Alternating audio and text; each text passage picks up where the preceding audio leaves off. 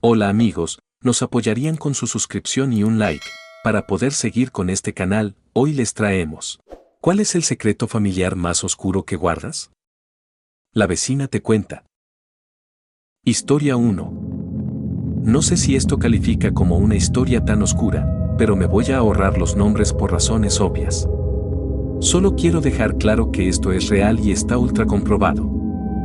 Yo misma vi los documentos antiguos que mi abuela guarda, así que no hay dudas. Yo nací en Holanda. Mi papá es neerlandés, pero sus padres, es decir, mis abuelos paternos, son alemanes. Así que su papá, mi bisabuelo, también era alemán y mi bisabuelo fue parte de las SS durante la Segunda Guerra Mundial. No voy a decir el nombre del campo de concentración donde trabajó, porque si lo buscas en Google con ese dato, sale su foto, su ficha completa, todo. Mi papá siempre nos contó esta parte de la historia familiar a mis hermanos y a mí. Le da vergüenza tener ese pasado. De hecho, creo que una de las razones por las que siempre vivimos lejos de esa parte de la familia es justamente esa. Y por mi parte, sí, me perturba. Saber que en mi sangre hay una historia tan pesada, tan manchada, es algo que me cuesta mucho procesar. Solo se lo he contado a algunos amigos muy cercanos. Una vez, cuando éramos más pequeños, fuimos a Holanda y, por alguna razón, nos reunimos todos los nietos. Mis abuelos estaban súper felices. Querían que esa reunión dejara huella, y nos hablaban como abuelos típicos que siguen siendo estrictos aunque lo intenten disimular. Coman toda la comida, ayuden en casa, respeten a sus padres, lo usual. Después de almorzar, los más chicos se fueron a jugar afuera, y en la mesa quedamos los que ya teníamos más de 15 años. Una prima, con toda la inocencia del mundo, les empezó a preguntar a los abuelos sobre el pasado de la familia. ¿De dónde venimos? ¿Qué pasó con tal tía? ¿Cómo eran sus padres? Ellos se miraron entre sí y nos invitaron a pasar a su pieza. La típica habitación de abuelos, oscura, con muebles antiguos, ropa colgada, ese olor a tiempo.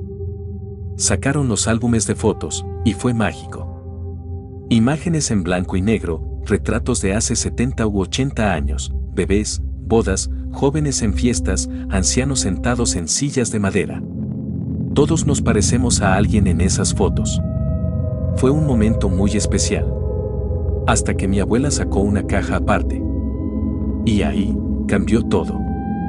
La abrió, y adentro había documentos, bandas con la esvástica, papeles oficiales, identificaciones, pasaportes, cartas, todo con símbolos del régimen nazi. Nos miró con seriedad y nos dijo: mi papá no se llamaba como ustedes creen. Su nombre y su apellido eran otros. Cambió de identidad después de la guerra. Los apellidos de sus hijos, o sea, nuestros padres, no corresponden al apellido real. Todo eso se hizo para que pudieran tener una vida normal. Nos mostró los documentos oficiales. Todo estaba allí. Y luego agregó algo que nunca se me va a olvidar. No le cuenten esto a sus padres. Nadie más debe saberlo. A mí me costó toda la vida entender lo que mi padre hizo. Pero ustedes tienen derecho a saber la verdad. Y sé que serán buenas personas. No están condenados por lo que él hizo. Historia 2. Mi papá Abu. De mi hermano por años cuando era pequeño, no era su hijo biológico. Mi mamá supo en su momento pero no creyó que fuera verdad, así que lo ignoró. Todo esto fue hace como 30 y tantos años. Yo me enteré hace un par de años y eso terminó de destruir la pobre imagen que tenía de mis padres. Mi papá murió por COVID hace poco y ni me molesta en fingir que me afectó. El viejo se merece la muerte y más. Todavía no sé si perdonar a mi mamá. Es una persona con muchos problemas psicológicos y la situación en la que estaba en ese momento era precaria. Ella era muchos años menor que él y era económicamente dependiente de él en un matrimonio casi arreglado. Igual la forma en que trato de barrer todo bajo la alfombra es asquerosa y hasta día de hoy no asume abiertamente lo que pasó. Quiero creer que es una persona débil, tonta y enferma pero no mala, aunque sé que probablemente me estoy mintiendo de la misma forma que ella se miente a sí misma. Mi hermano dentro de todo está bien, y él ha tenido mucho más que tiempo que yo para lidiar psicológicamente con esto, soy yo el que todavía está afligido. Historia 3. Nací en una comunidad indígena mestiza, en condiciones de pobreza extrema, con padres que no sabían cómo serlo, ni emocional ni materialmente. Psicológicamente hablando, dirían que hacían lo que podían con lo que conocían, pero lo cierto es que fuimos niños descuidados.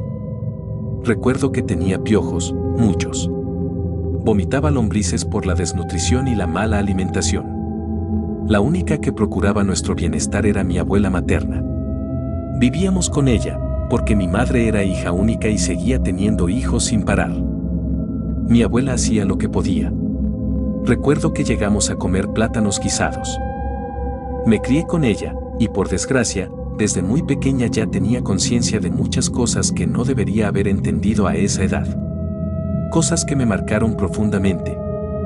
Para colmo, físicamente era diferente, era la que más mostraba la mezcla de sangre europea, como una rubia de ojos azules entre indígenas.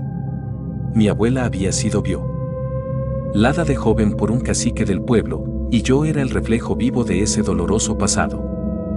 Los niños me hicieron la vida imposible por eso.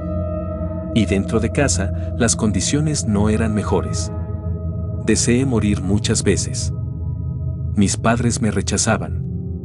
Luego, al notar que no era tan tonta como pensaban, vieron en mí una utilidad. Me di cuenta.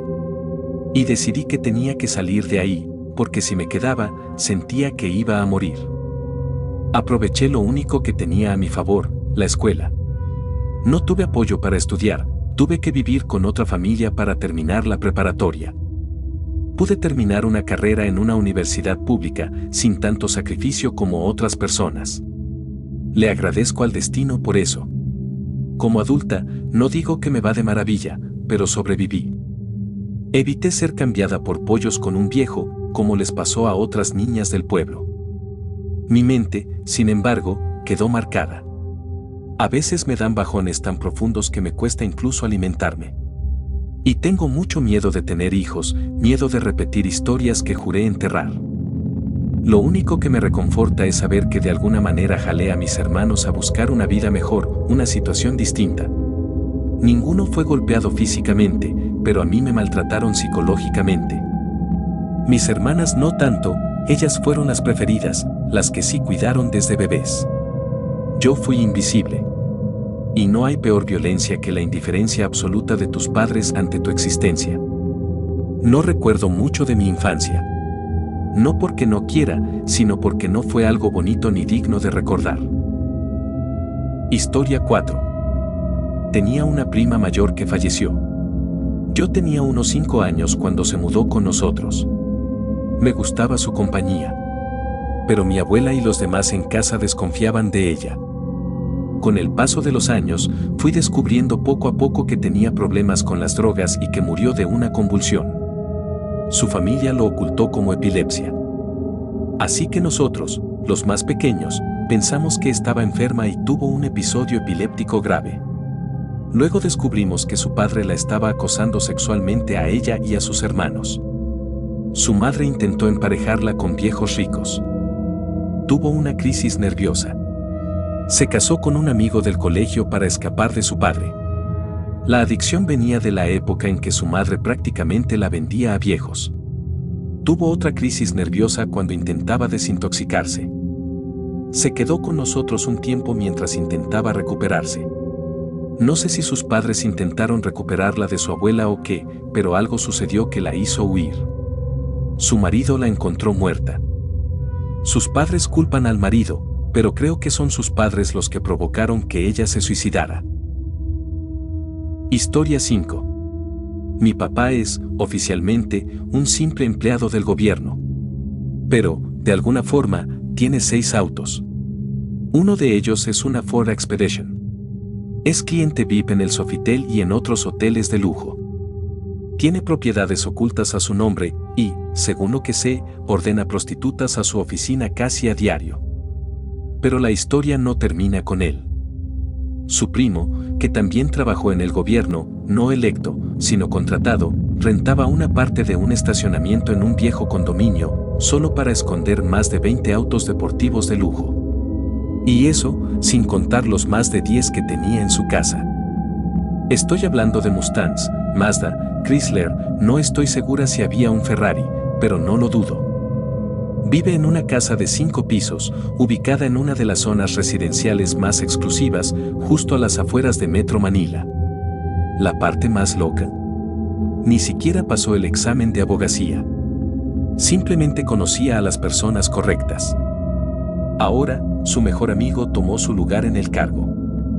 Y por si fuera poco, siempre tiene la billetera llena de billetes de 1000. Pide lechón entero como almuerzo, con frecuencia. Tiene una máquina contadora de dinero, en una oficina donde, supuestamente, no manejan efectivo. Y, sí, también pide prostitutas de forma regular. Tengo más parientes y más historias como estas. Esta es la razón por la que nunca vas a verme votar en unas elecciones nacionales. Porque yo fui criada viendo cómo funciona realmente este país. Cómo se mueven los hilos. Votar es, simplemente, elegir a quién vamos a hacer rico esta vez. Y por si te lo preguntabas, para ellos, un one night stand no cuenta como infidelidad. Para que sea engaño, tiene que haber apego emocional. Así de retorcida es la lógica. Historia 6. Mi abuelo era el menor de 7 hermanos. Su padre fue médico, y su madre, una heredera con mucho terreno a su nombre.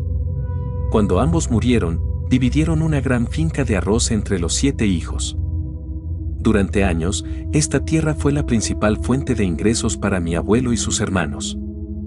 Con el tiempo, todos los hermanos fallecieron y el terreno quedó en manos de sus hijos. El problema empezó cuando el hermano de mi abuelo que gestionaba la finca también murió.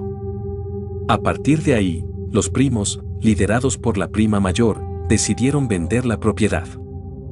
Han pasado casi 20 años y todavía no se ha vendido nada. La excusa oficial de esta prima es que la finca está en una zona muerta, según ella, porque ya no da cosecha ni tiene potencial agrícola. Pero hace poco, otro primo descubrió la verdad, la tierra sí sigue generando ingresos. Resulta que todavía se cosecha arroz y hay producción cada año, solo que ella se ha estado quedando con todo el dinero. Y no es poco, lleva más de 20 años quedándose con las ganancias de todos. Esta prima siempre ha vivido con lujos, tiene casa en Manila, en Cebú, en Davao, viaja al extranjero todos los años, llena de joyas y siempre con ropa cara. Nadie lo cuestionaba, porque su esposo es abogado y ella doctora. Pero ahora todo tiene sentido. El problema es que ella vive en Canadá actualmente y al parecer tiene todos los papeles originales de la finca. Los que se quedaron en Filipinas no pueden hacer nada legalmente. Se dice que, si logran vender ese terreno, a cada familia de los 7 hermanos les tocaría como 20 millones de pesos. Mi mamá está desesperada por recuperar lo que le corresponde. De hecho, anda en plena campaña para desenmascarar públicamente a mi prima mayor, pero mientras no aparezcan los documentos, todo sigue siendo un caos familiar. Historia 7. La esposa de mi tío tuvo una aventura. Y lleva 14 años dentro de un pozo séptico. Mi tío era un hombre verdaderamente bueno. De esos que ni siquiera dejaba que su esposa lavara la ropa, él lo hacía. Siempre se aseguraba de que ella estuviera bien alimentada, que no le faltara nada. Levantó a su familia de la pobreza con trabajo duro y constancia. Nunca lo vimos pelear con nadie, era amable, generoso y ayudó a sus hermanos a terminar sus estudios. Incluso apoyaba a otros parientes sin esperar nada a cambio. Todo empezó cuando descubrió que su esposa tenía una relación con su exnovio. Al principio no quiso creerlo, pero otros familiares nuestros los vieron salir juntos de un motel. Incluso hubo fotos. Se separaron después de eso, pero 2 meses más tarde volvieron. Un año después, ella volvió a engañarlo, pero esta vez fue peor, se fue a vivir a la casa del otro hombre. Tenían 2 hijos juntos para ese entonces. Algunos de nuestros familiares, en un acto desesperado, fueron a buscarla a la casa donde se estaba quedando y encontraron al amante. Lo mataron de una forma tan brutal que aún hoy cuesta imaginarla. A ella, la llevaron a casa. Mi propio tío fue quien la ejecutó. Le disparó 4 veces en la cabeza y escondieron su cuerpo en el pozo séptico de una casa antigua que hoy funciona como una bodega. Algunos podrían decir que se lo merecía, pero esta historia me revuelve el estómago. Porque sé que, en el fondo, mi tío no quería hacer eso. Yo estuve presente cuando los mayores de la familia hablaron. Lo escuché decir entre lágrimas que no quería ensuciarse las manos.